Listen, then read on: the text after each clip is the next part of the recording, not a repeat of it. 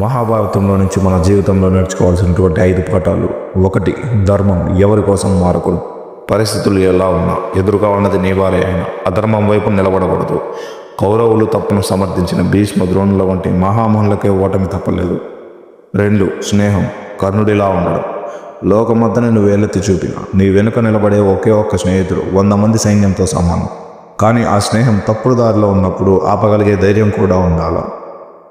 3. మాట ఆయుధం కంటే పదునైనది. ద్రౌపది అన్న ఒక్క మాట కురుక్షేత్రానికి దారి తీసింది. మనం మాట్లాడే ప్రతి మాట ఒకరిని గెలిపించాలా లేదా ఒకరిని ఆలోచింపజేయాలి, కానీ ఎవరిని గాయపరచకూడదు.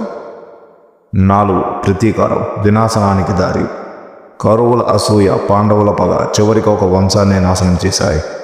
యుద్ధం గెలిచిన పాండవులు తమ వారిని కోల్పోయారు, అంటే కోపం ఎప్పుడు నష్టాన్ని మిగులుస్తుంది. 5. ప్రయత్నం శ్రీకృష్ణుడు చెప్పినట్టు ఫలితం గురించి ఆలోచించకుండా నీ పని నువ్వు చేసుకుంటూ పో. కష్టకాలం భయం వదిలి పోరాడితే విజయం వర్తిస్తుంది.